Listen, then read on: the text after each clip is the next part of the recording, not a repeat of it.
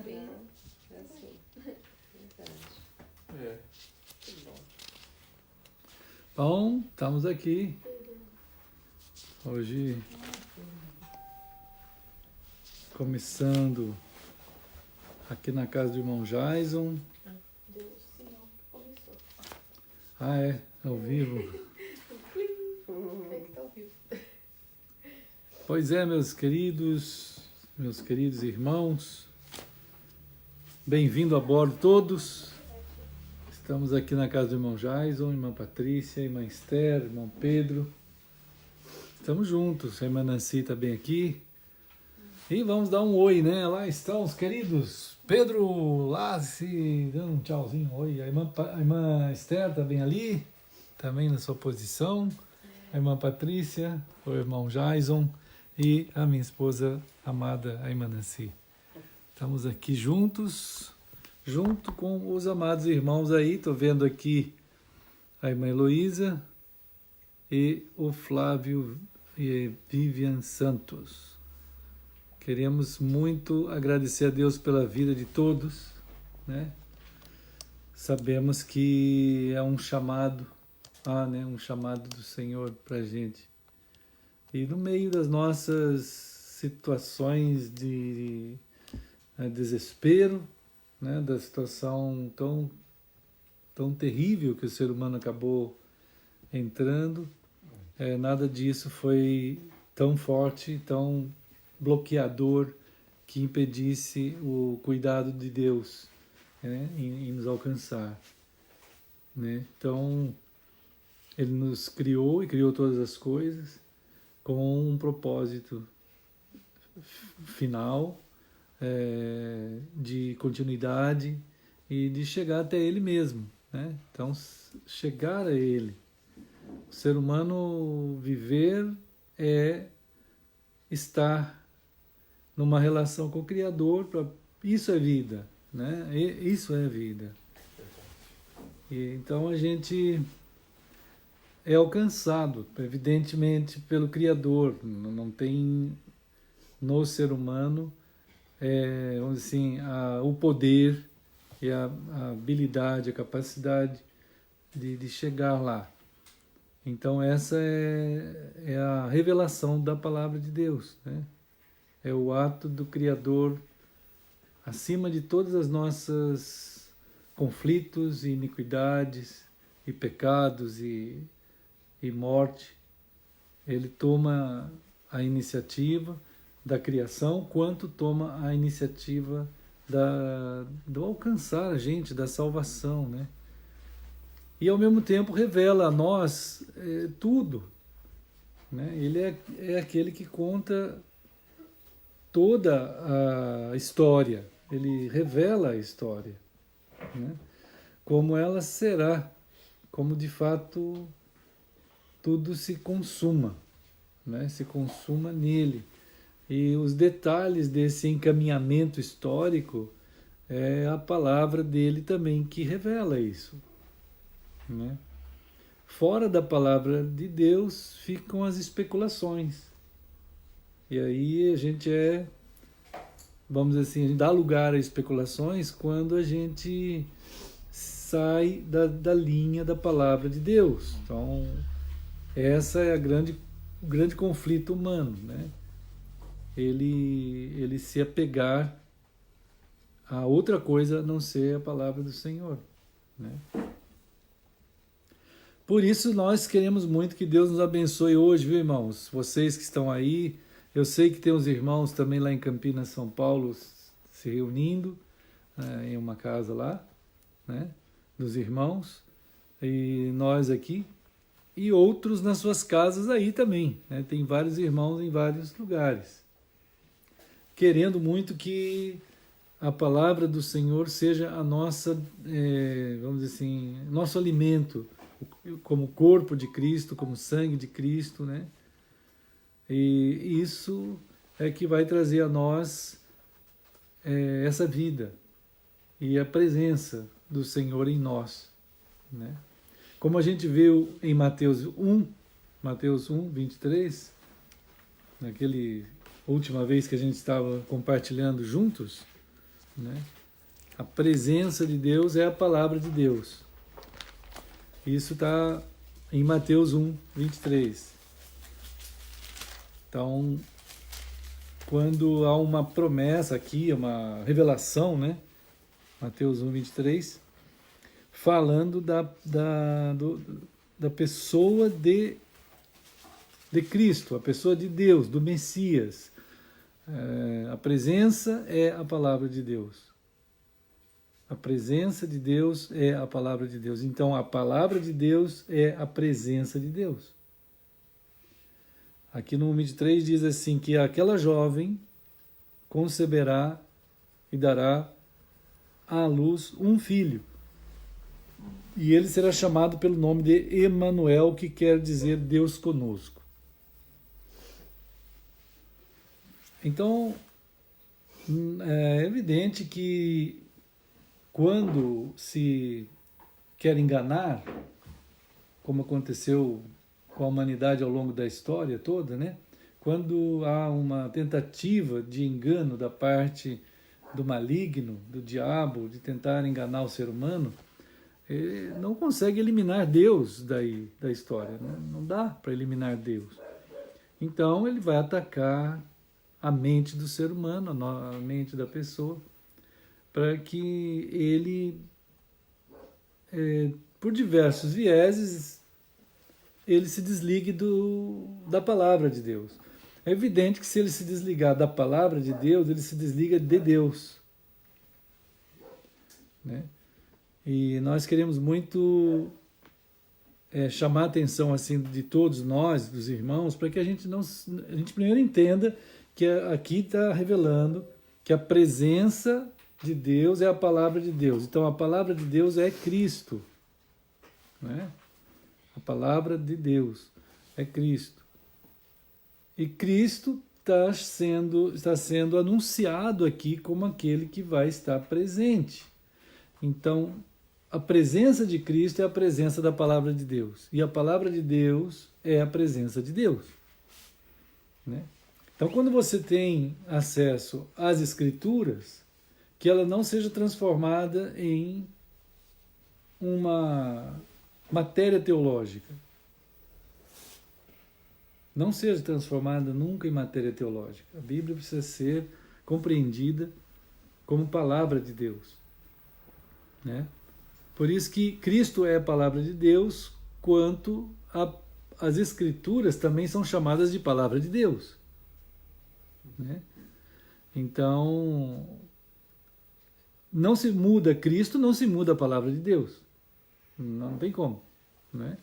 Mas quando o povo de Israel estava na Babilônia, né, começaram umas influências da Babilônia sobre os judeus. Começou uma influência. E tinha muito misticismo, tinha muita idolatria, tinha muita feitiçaria, tinha muita interpretação da história, né? Então, essa confusão, na verdade, cultura babilônica, né?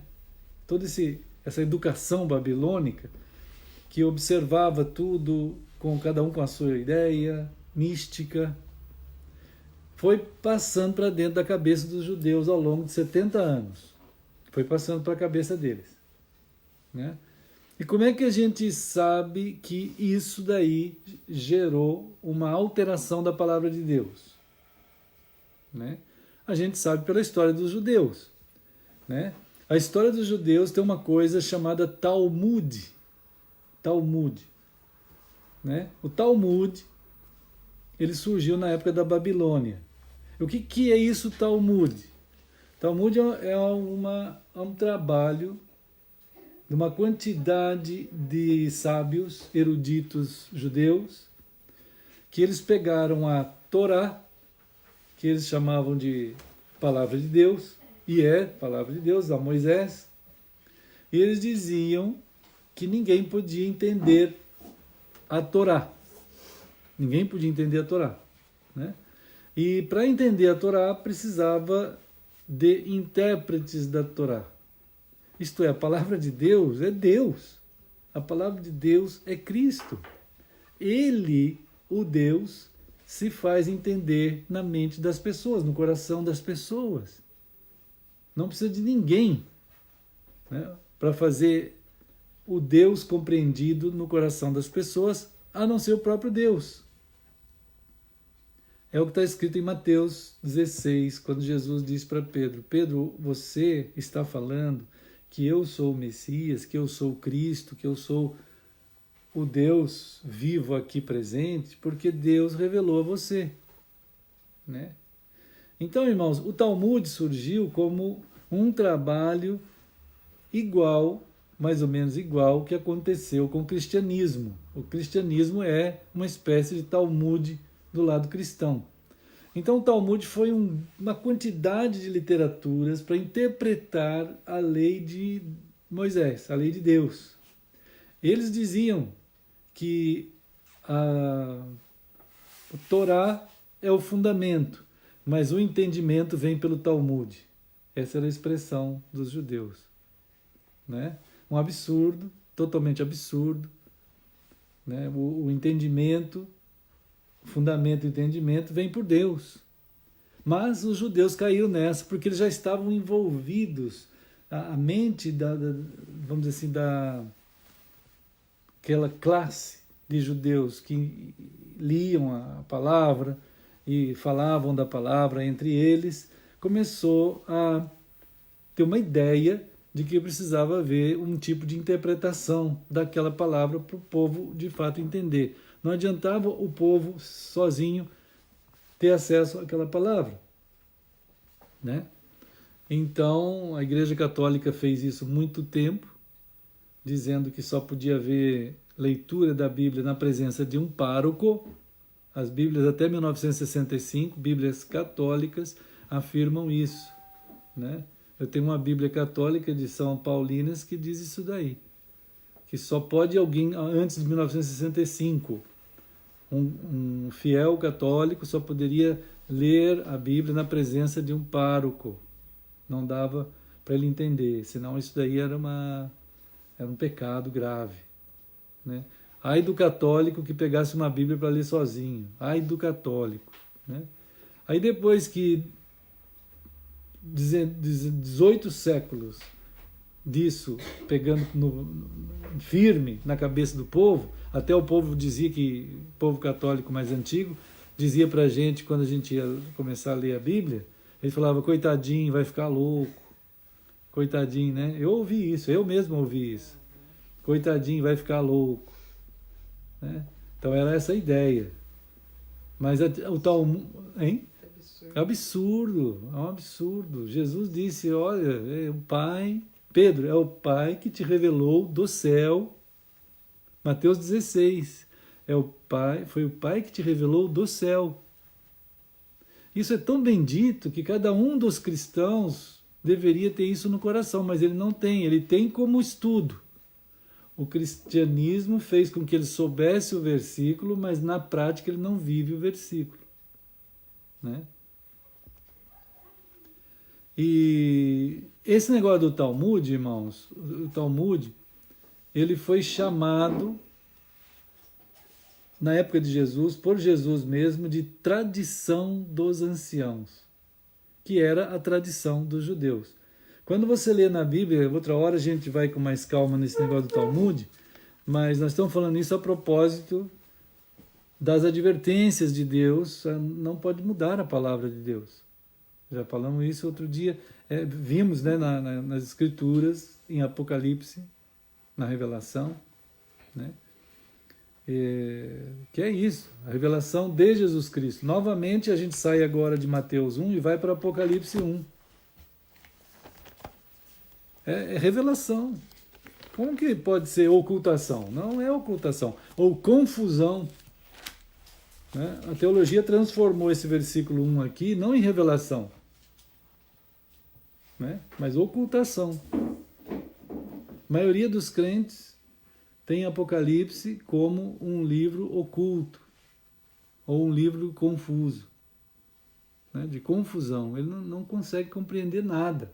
Ele não tem uma visão, ele nem vai lá ler. E quando ele vai ler, ele fica muito confuso por causa da teologia que bateu na cabeça dos teólogos católicos, depois dos protestantes. Todos os protestantes, como todos os evangélicos, todos, né? E todos os teólogos evangélicos, eles são a favor de cada um dos seus fiéis acreditarem na dúvida e terem dúvida da certeza. O que significa isso, né? É eles ensinarem correntes teológicas nos livros de teologia sistemática que a gente ensinava na faculdade, que eu fui professor lá na faculdade, né, teológica. A gente tinha aqueles teólogos, o Gruden, né, enfim, tantos lá. Mas todos eles que você pegar para ler, você vai ler as correntes teológicas de diversas denominações.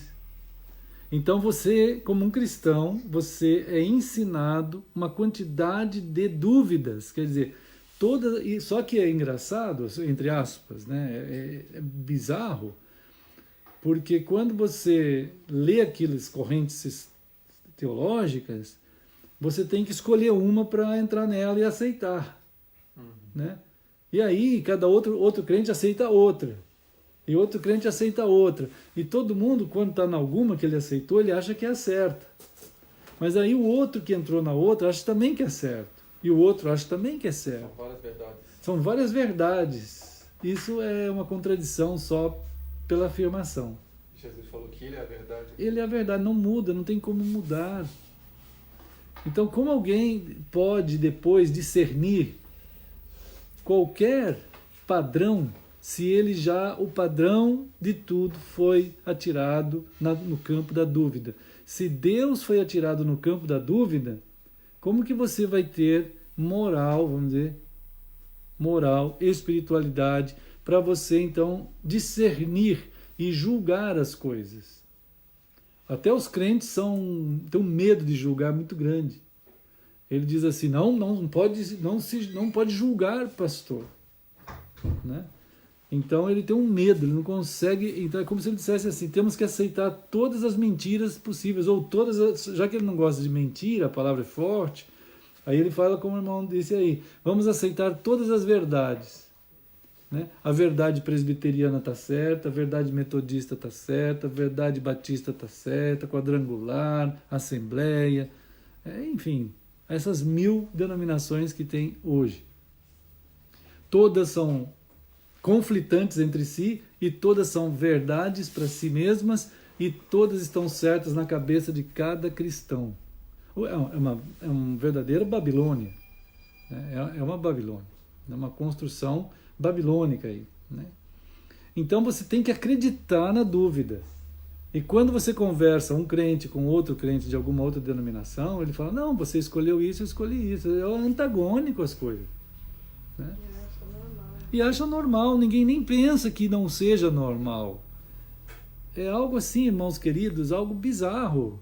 E os crentes nem estão nem aí para sequer ter um mínimo, né, de ciência espiritual para imaginar que aquilo é um absurdo. Você está em você destruindo a tua mente, o teu ser, a tua profundidade de reflexão, né, em relação à pessoa de Cristo. É Ele que é a verdade, Ele não pode ser mudado.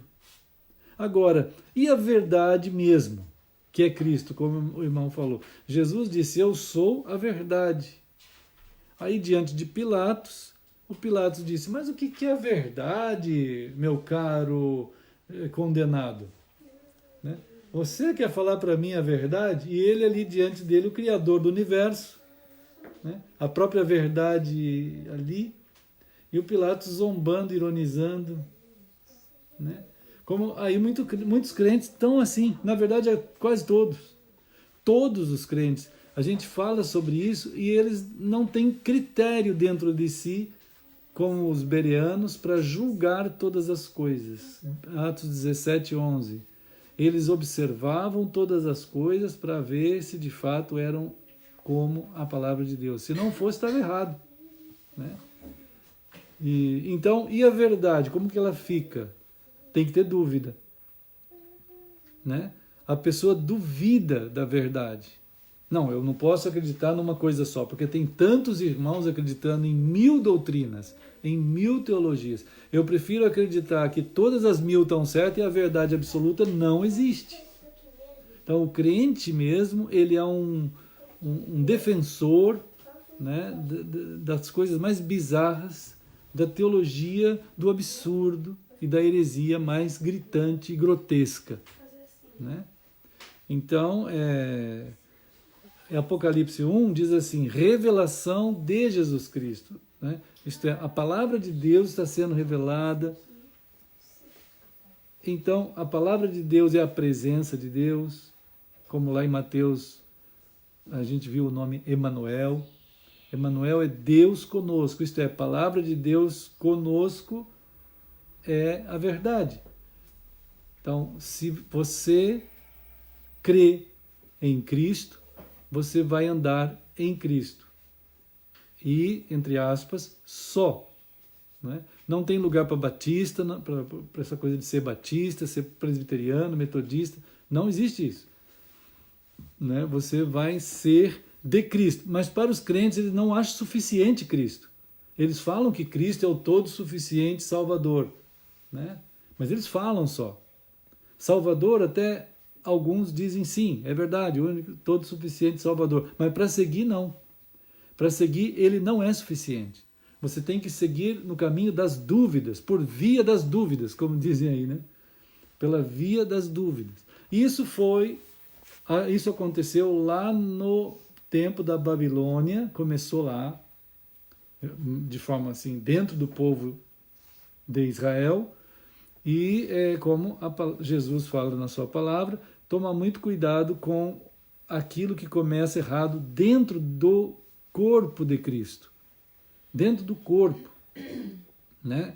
De fora também tem coisas erradas, evidentemente, mas é bem fácil discernir o que está errado fora, assim, né?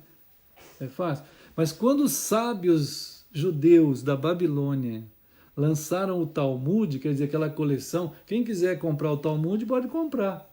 É vários e vários volumes aí. Às vezes tem até na internet para baixar, né? Então a pessoa vai estudar o que os intérpretes da lei escreveram. E os judeus, dizem que tem que ser entendido a lei somente pelo Talmud, isto é, pela tradição dos anciãos. Até Jesus disse assim, pela vossa tradição invalidastes a palavra de Deus. Então Jesus está batendo de frente contra o aparecimento do Talmud, que já era, para eles, era a lei de Deus. Então, quando eles questionam Jesus sobre algumas coisas, não era com a Bíblia que eles questionavam Jesus, era com o Talmud. Entende? Era com o que os intérpretes da lei tinham dito da palavra de Deus e eles vinham questionar Jesus. Então, depois a gente vai entrar em pormenores e vamos ver alguns trechos que os próprios judeus usavam do Talmud para falar com Jesus, que questionar. Por isso que Jesus disse, eu não vim mudar a lei. Claro que não, a lei é a palavra, é ele. Né? Mas a vossa tradição invalida vocês perante Deus. E os cristãos também. A Igreja Católica começou com isso. Né? Ela chama de, acima da Bíblia, uma autoridade que tem na Igreja Católica acima da Bíblia, uma das autoridades maiores do que a Bíblia, maior do que a Bíblia, é a tradição. Né? Quem for estudar a doutrina católica, eu fiz uma vez um estudo de doutrina católica com o ex-padre Aníbal Pereira dos Reis, que foi meu professor, um homem de Deus, que escreveu uma quantidade muito boa aí de livros, membro da Academia Evangélica de Letras. Quem conseguir livros do Aníbal Pereira dos Reis, são livros de erudição, de grandeza de leitura. Ele conta ali a história da Igreja Católica Apostólica Romana, né? Então, a Igreja Católica Apostólica Romana, que é o Império Romano, não é um movimento de Cristo, é um movimento do cristianismo, né? Ela chama de autoridade sobre a Bíblia, sobre mesmo a Bíblia, uma das autoridades sobre a Bíblia é a tradição. A outra é o Papa, quando fala ex cátedra, assim, né? Oficialmente, as encíclicas, os concílios, tudo é acima da Bíblia. Concílios, encíclicas papais, concílios da chamada Igreja Romana, né? Tradição, e a Bíblia fica em último lá. É uma espécie multiplicada de Talmud. Aí vem os evangélicos e fazem a mesma coisa. Os evangélicos disseram assim, não, a gente foi direto para a Bíblia. Lutero não foi direto para a Bíblia, né? Ele não queria nada de mudar a Igreja Católica, acabar com a Igreja Católica. Ele só queria dar uma reformada na Igreja Católica. Por isso que chama movimento de reforma, né? Não tem que mudar nada, tem só que dar uma reformada. Hoje hoje os crentes estão dizendo assim, alguns grandes papas, como diz aí um escritor, né? É um termo meio pesado, mas ele diz assim, as vacas sagradas obstruem o caminho do cordeiro, né? Então tem muitas vacas sagradas no meio evangélico, protestante, que eles são eruditos demais dentro do Talmud cristão, que são todas as doutrinas de todas as denominações, né? Então eles afirmam que o movimento protestante precisa de uma nova reforma, né? O movimento protestante. Já o movimento evangélico não tem jeito de fazer reforma, porque é uma bagunça generalizada.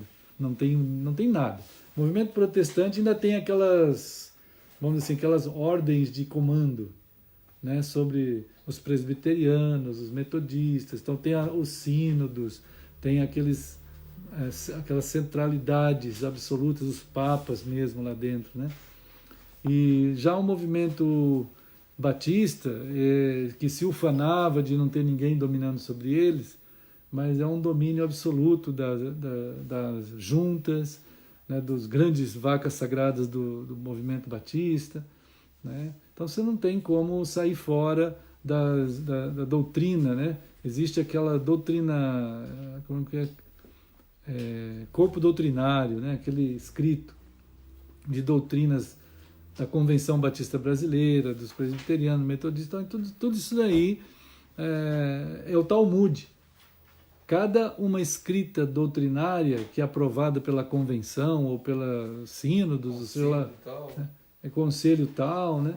Concílio, tem os concílios, tem ainda. Da história, né? Então, você tem aqueles estudos das doutrinas de cada denominação. Quando você for lá na internet, você põe lá declarações de fé de todas as denominações. Aí vai ter umas bonitas de ler, só que divergentes totalmente. Algumas coisas são iguais. Acreditamos em Jesus Cristo, é tudo igual, né? É igual aquele homem que veio dos Estados Unidos fazer uma pesquisa aqui no Brasil. Aquele norte-americano, né? Ele chegou assim, eu vim para o Brasil fazer uma pesquisa no Brasil aqui. Eu quero descobrir se os brasileiros são todos cristãos. Aí ele desceu no aeroporto e ele falou assim, você acredita em Deus? Eu acredito. O brasileiro falava, acredito. E você acredita em Deus, o piloto, o comandante? Acredito. Ele falou, que beleza. Ele foi perguntando pelo Rio de Janeiro inteiro, que ele pousou lá no Rio de Janeiro. Mas o Rio de Janeiro inteiro acreditava em Deus, né? E não entendia por que estava aquela onda de crimes no Brasil, 80 mil mortos por ano. Mas todo mundo acredita em Deus, né? Você acredita também em Jesus? Todo mundo acreditava em Jesus, é uma beleza, né? Então é assim que é. Essa parte nos códigos de fé, nas declarações de fé, é unânime. Todo mundo acredita em Deus, desse jeito, né? Assim, alguns por misericórdia do Espírito Santo, de Cristo, do Deus Pai, eles são salvos. São salvos. Estão lá dentro, são salvos, né?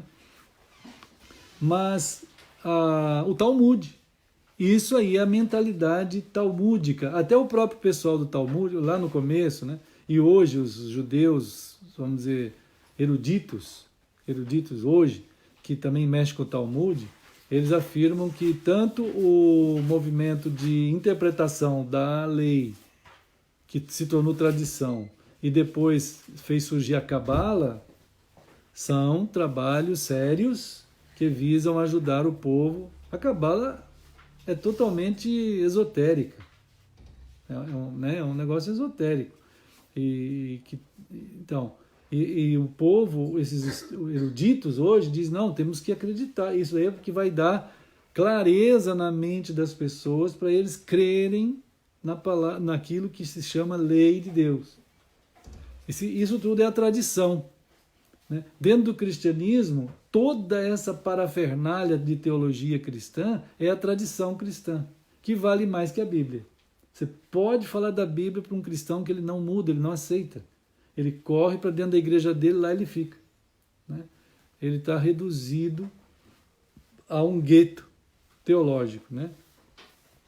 Então, Apocalipse 1 diz assim, revelação de Jesus Cristo. Então, queridos, em Apocalipse, a revelação, vamos dizer, dentro da Escritura inteira, porque Apocalipse, vamos dizer, eu estava anotando aqui, a gente tem uma quantidade de textos. Bom, 90% de Apocalipse é referência ao Antigo Testamento. Todas as coisas que aconteceram lá no Antigo Testamento, tudo é dentro do texto de Apocalipse. Né?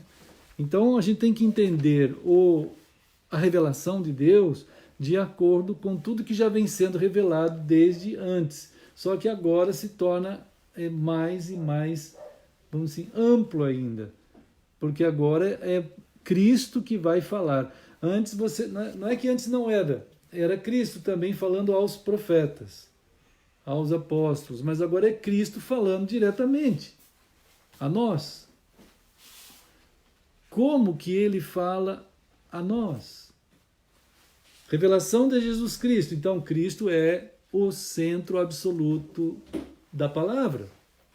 Não, dá para ter dúvida quando lê assim, revelação de Jesus Cristo? Não dá. Né?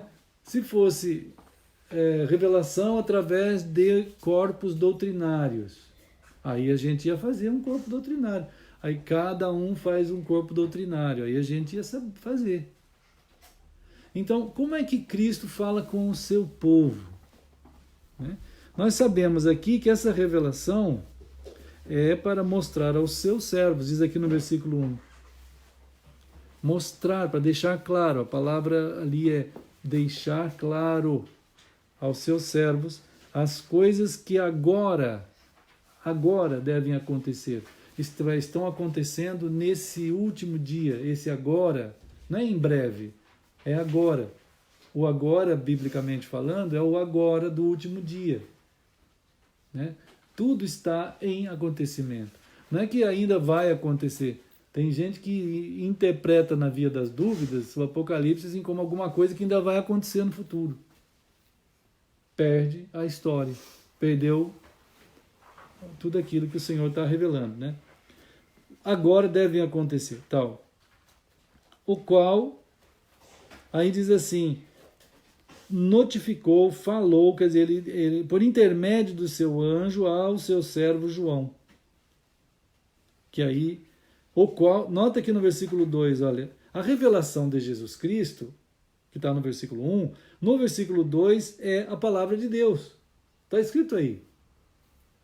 O qual atestou a palavra de Deus e o testemunho de Jesus Cristo. Quanto a tudo que viu. Então, as bem-aventuranças, quer dizer, o macariar, tudo isso está na revelação, para que a gente seja moldado. Por isso que a revelação de Jesus Cristo é que molda a gente em Cristo. Por isso que usa a palavra macários aqui agora. Porque é Cristo que vai moldar a gente. É a revelação que vai nos fazer iguais a Cristo. Né? É uma luta.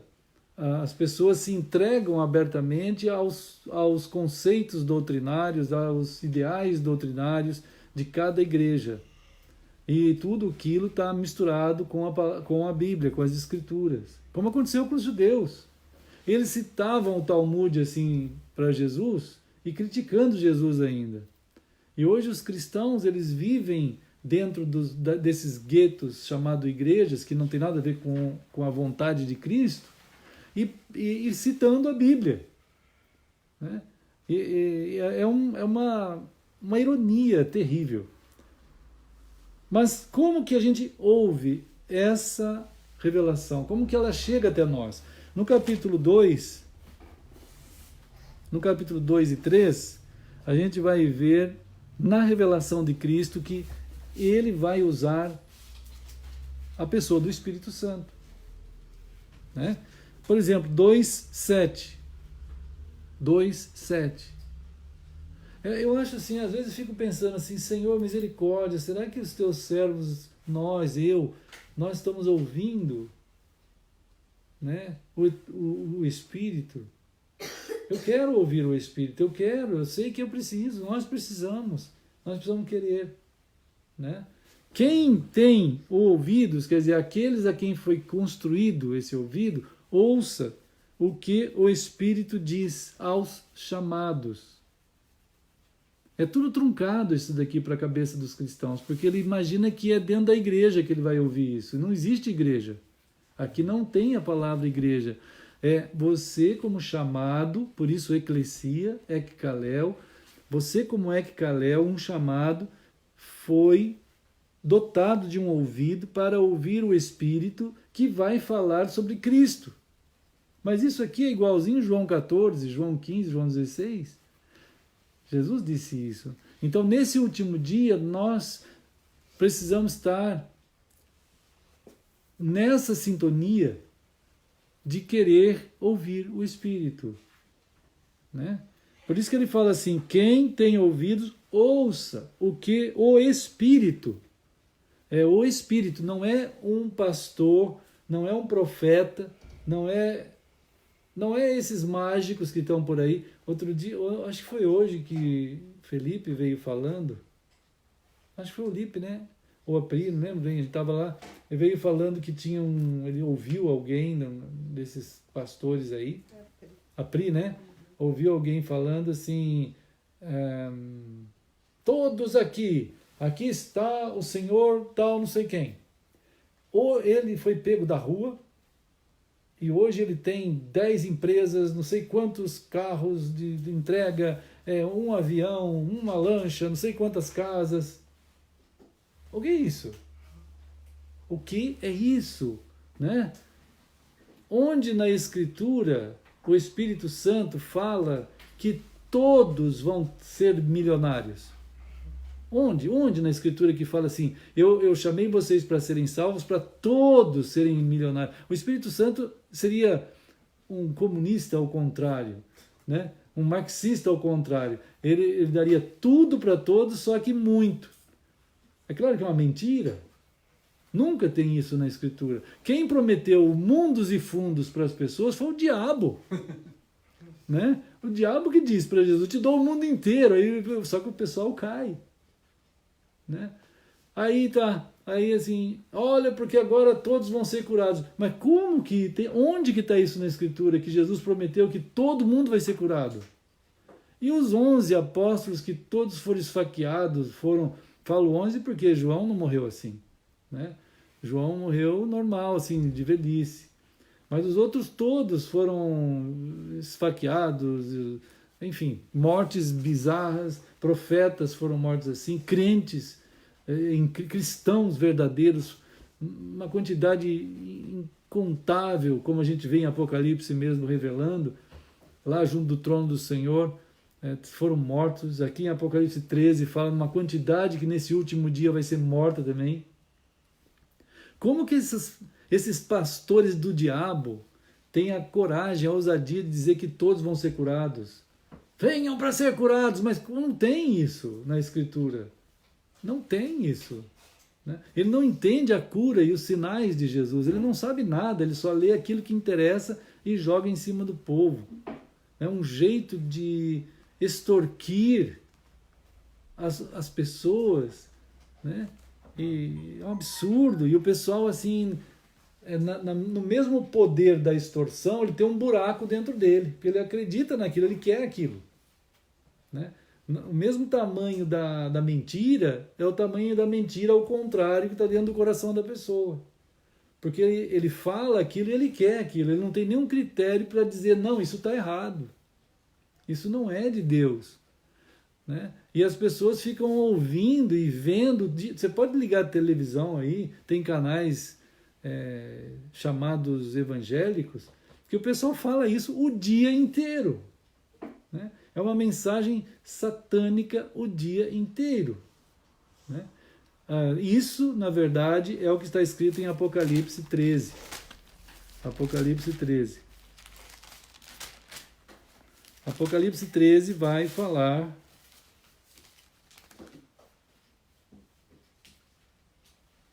no versículo 3 que uma das marcas de uma das bestas é exatamente isso, é dar a entender de que a pessoa vai ser curada. Tá vendo aqui? Estão vendo aqui? Olha, então vi uma das suas cabeças como golpeada de morte. Isso aí é o que a gente vê nessas televisões aí o tempo inteiro. A pessoa falando, eu tinha 300 cânceres. Está aqui todos os relatórios dos médicos. Eu tinha... Então ele faz uma lista lá de todo tipo de doença conhecida até hoje, da mortal e fatal. Aí a pessoa, não, isso aí tem que morrer, né? Mas a ferida foi curada. A ferida foi curada. Isso é bestial. É coisa de besta. É coisa de Satanás. Né? E não é que foi curada no sentido pleno da cura. Né? Foi dada a ideia para aquela pessoa que ele teve uma cura, só porque Satanás é muito... Ele é um ilusionista. Mas não só um ilusionista, como ele também conhece os pontos, até mesmo quem mexe com acupuntura, com massagem, com quiropraxia, essas coisas todas, eles sabem como reduzir a dor das pessoas ou aumentar a dor das pessoas. Né? Eu já... Bom, por muito, só tocar em pontos específicos. Né? Então, aí a pessoa fala, estou curado, pronto. Aí ele fica... Diz aqui, ó, então viu uma de suas cabeças golpeadas de morte, mas essa ferida mortal foi curada. E toda a terra, olha só, irmãos, e toda a terra se maravilhou seguindo a besta. Mas como que essa besta se manifesta? Principalmente por religiões. Né? Religiões, se manifesta por política. Né? E, enfim, então... Nesse caso aqui é uma besta no ambiente político. Essa primeira besta é o ambiente político. Mas elas agem similarmente. Né? Elas têm essa forma de agir, causando impactos visuais sobre a terra, fazendo o pessoal adorar. Ah, mas é isso mesmo que eu quero, é isso mesmo que eu quero. Ele nem tem critério. Né? Os crentes, uma grande parte dos crentes fala, nossa, mas eu ouvi o testemunho, só porque a pessoa usou o nome de Deus, compôs aquilo que eles chamam de testemunho com o nome de Deus, recheou de Bíblia, tudo, pronto, cai um monte de gente de joelho para adorar a besta. Né? Então esse último dia vai ser assim, até quando Jesus voltar, vai ser assim. As bestas vão trabalhar de uma forma intensa, causando impacto visual, impacto sensorial. Né? E os crentes vendo vão dizer, mas eu vi, mas é claro que viu. Mas Jesus nunca prometeu uma coisa dessa. Né? Nunca. Isso aqui está escrito aqui, a revelação de Jesus Cristo é que a besta que vai fazer isso. Né? Então, mas só que é o seguinte, né? Para que isso aqui deixe de ser estudo bíblico e passe a ser revelação, lá no capítulo 2 e 3, 7 vezes tem essa expressão, quem tem ouvidos, ouça o que o Espírito diz aos chamados. Né? Esse Espírito são os 7 Espíritos que está descrito no capítulo 1, né? No versículo 4. Os 7 Espíritos, não é que tem assim 7 Espíritos. Assim, Jesus quando falou assim, ó, vocês vão por toda a terra, e aí vocês vão estar batizando-os em nome do Pai, do Filho e do Espírito 1, do Espírito 2, do Espírito 3, do Espírito 4, do Espírito 5, do Espírito 6, do Espírito 7. Tem crente que pensa que é assim. Tem teólogo que pensa que é assim. 7 Espíritos, eu tenho que batizar em nome dos 7 Espíritos. É uma coisa bizarra. Né? Não tem isso. 7, já falamos aqui, número em Apocalipse é um significado, é um símbolo. Né? Então é um Espírito. Por isso que aqui lá no capítulo 2 e 3, 7 vezes tem a palavra essa. Quem tem ouvidos, ouça o que o Espírito diz aos chamados. Tudo isso, irmãos, que a gente está comentando, que eu estou passando para os irmãos nesse período, após 9 anos de nós estarmos pensando na palavra em Apocalipse, agora é importante receber algumas coisas mais ainda profundas, para a gente, quando estivermos, vamos assim, imergindo mais ainda dentro da palavra, se ela nos levando para dentro da revelação de Cristo, a gente possa receber o Senhor. Cada um de nós, quando você estiver na sua casa, orando e se expondo a essa palavra, você vai ter um entendimento da parte de Deus, porque assim não tem confusão na tua mente talmúdica, nem de interpretações outras. Mas o que é. Né? É uma luta. Mas estamos aqui caminhando. Hoje falamos um pouquinho mais, né, sobre essa questão, né, do Apocalipse 1, a questão dos bem-aventurados, macários, né? Falamos um pouquinho sobre a questão do 7 de novo, né?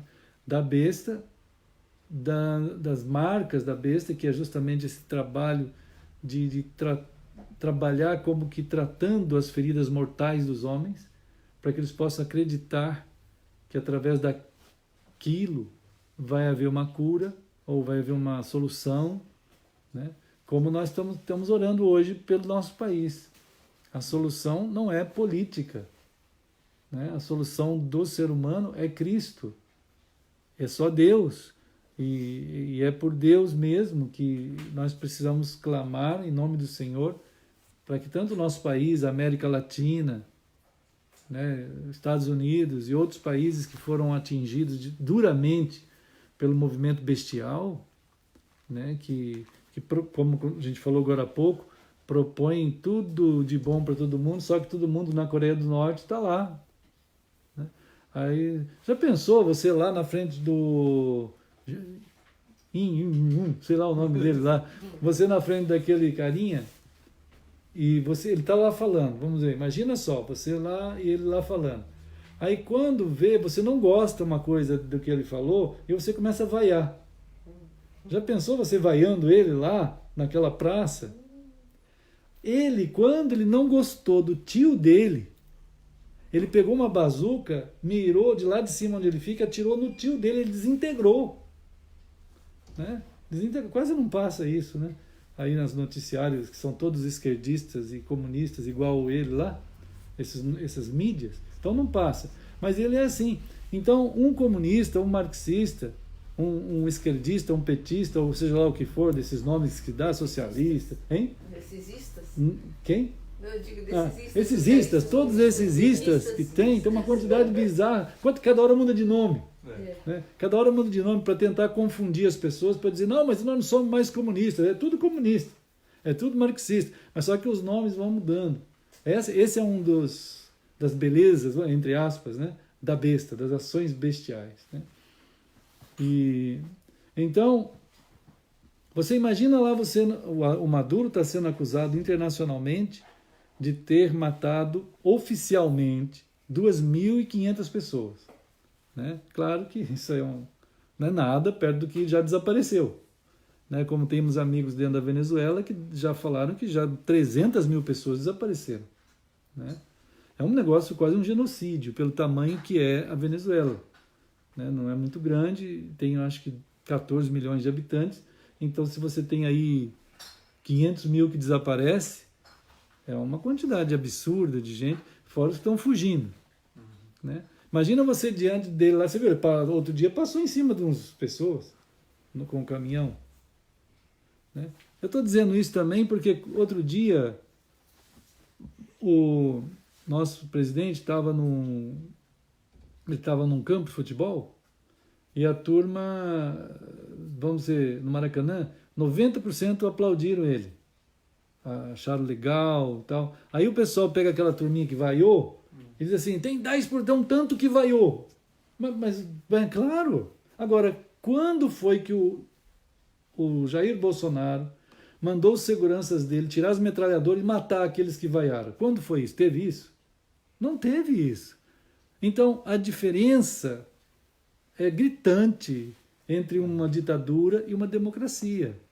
Né? A democracia, quer vaiar, vaia. Não quer gostar, não gosta. Agora, se a gente chegar perto de uma pessoa esquerdista e começar a falar que a gente não gosta do esquerdismo, capaz deles dar um sumiço na gente. Tem que tomar até cuidado, a gente nem... Né, eu já tive ameaças, eu já recebi ameaças. No mínimo vai ser acusado de violento, fascista, nazista. Aí você fala, eu não gosto o esquerdismo está errado. Fascista, nazista, sei lá mais o quê. Né? Agora aí eles pegam a gente, vocês são violentos, dão um soco na gente, mata a gente, né? Vocês são violentos. Então a gente só está falando, examine melhor as questões, né? Então, meus queridos, hoje vimos um pouco sobre essas coisas. Cada dia o Senhor nos permita sermos, vamos dizer assim, tomados pelo Espírito. Meu irmão Donald, Deus te abençoe, Donald Herrera Teran, orando por você aí também, né? Por vocês todos.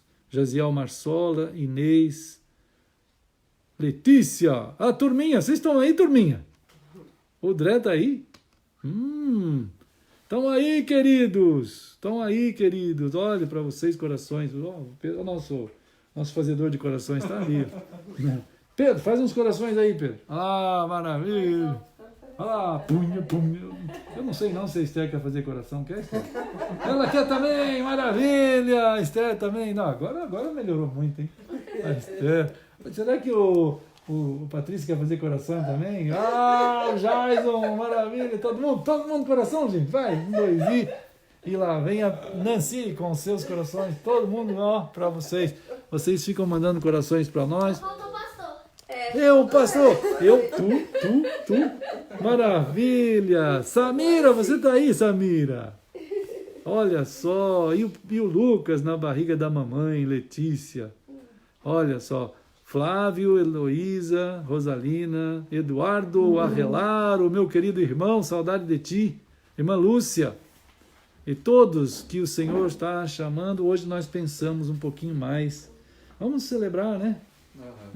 Vamos celebrar o Senhor, todos nós.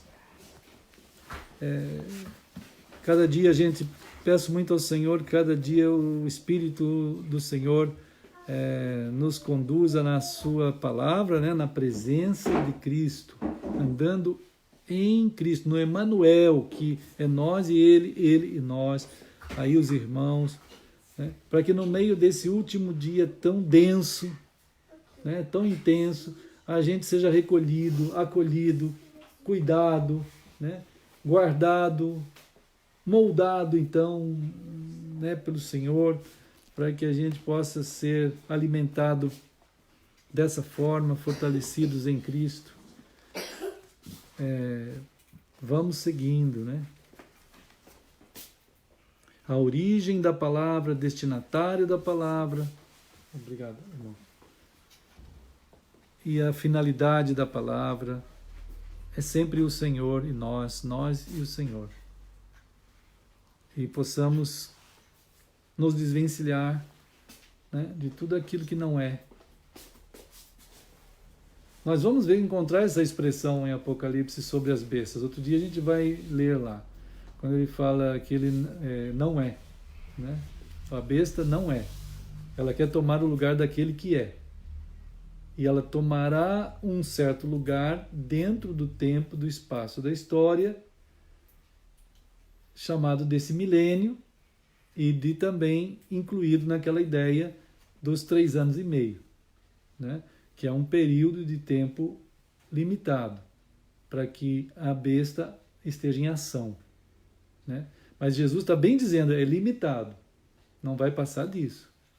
E a gente fica firme no Senhor, que do Senhor é a vitória e do seu povo que caminha também nessa mesma vitória, né?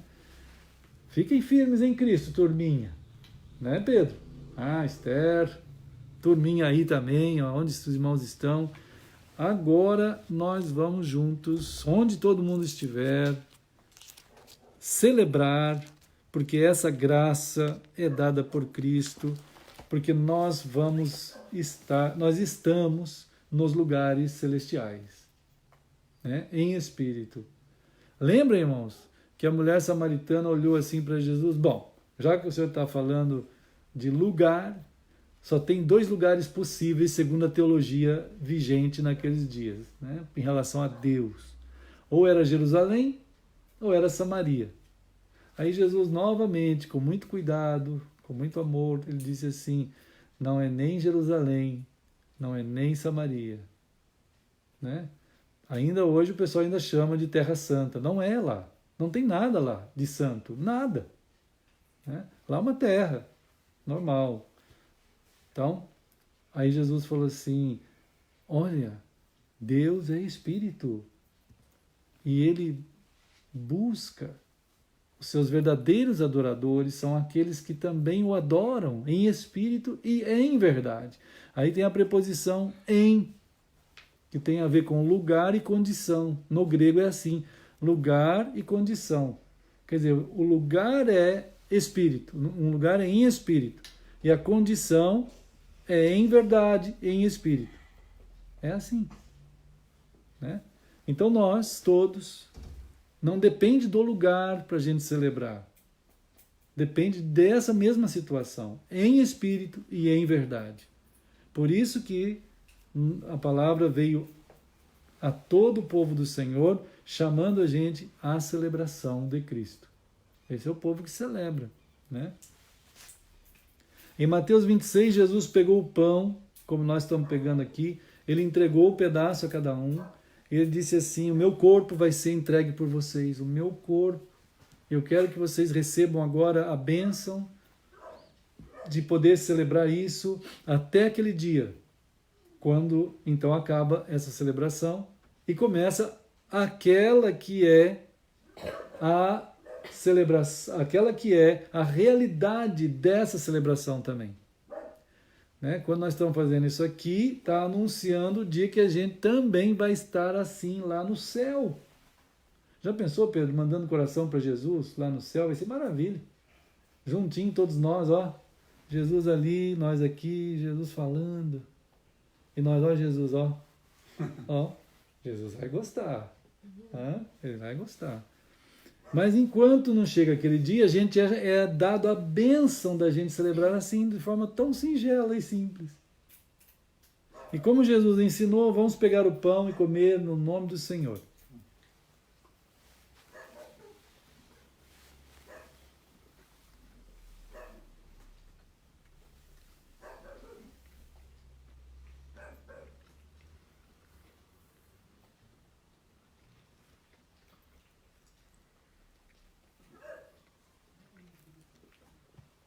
Querido Senhor, nós recebemos do corpo do Senhor, recebemos do sangue do Senhor, nos alimentamos de Ti.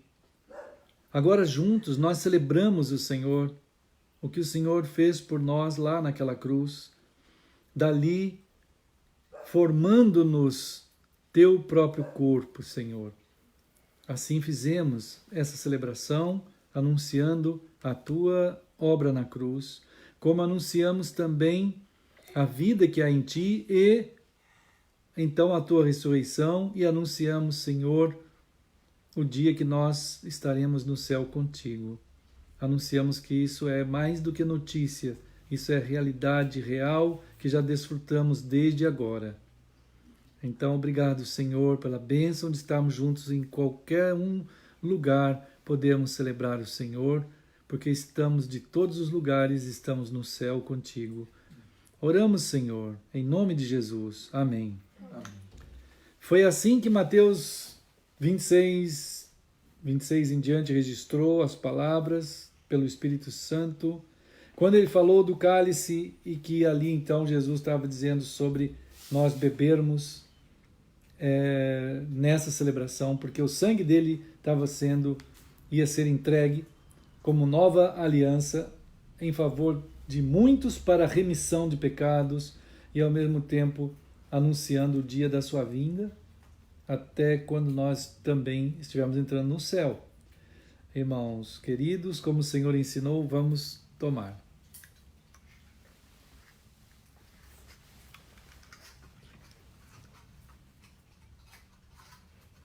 Querido Senhor, entrego a minha vida diante de Ti, sabendo que esse sangue tem poder para remir nossos pecados de todos os tempos, de todas as épocas, nos limpar de uma tal forma, Senhor, que nos renova cada dia para andarmos, para vivermos em Ti.